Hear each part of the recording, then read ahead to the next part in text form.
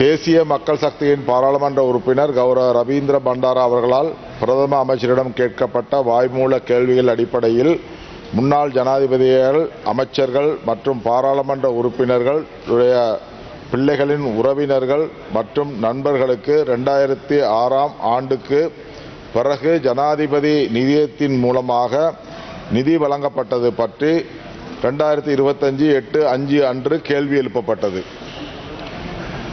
குறித்த பெயர் பட்டியலில் 2006ஆம் ஆண்டில் முன்னாள் தேசிய பட்டியல் பாராளுமன்ற உறுப்பினர்களான வி. ராதாகிருஷ்ணன் அவர்களுக்காக திருமதி கே. ராதாகிருஷ்ணன் அவர்களுக்கு வெளிநாட்டு புலமை பரிசில் வழங்கப்பட்டுள்ளதாக குறிப்பிடப்பட்டிருக்கின்றது. குறித்த அறிவித்தலை அடிப்படையாக கொண்டு தற்பொழுது பாராளுமன்றத்தை பிரதிநிதித்துவப்படுத்தும் எனக்கு அவதூறு ஏற்படுத்தும் வகையில் பொய்யான செய்திகள் மூலம் வலைத்தளங்களின் மூலமாகவும் இலத்திரனியல் ஊடகங்கள் மூலமாகவும் பரவுகின்றன.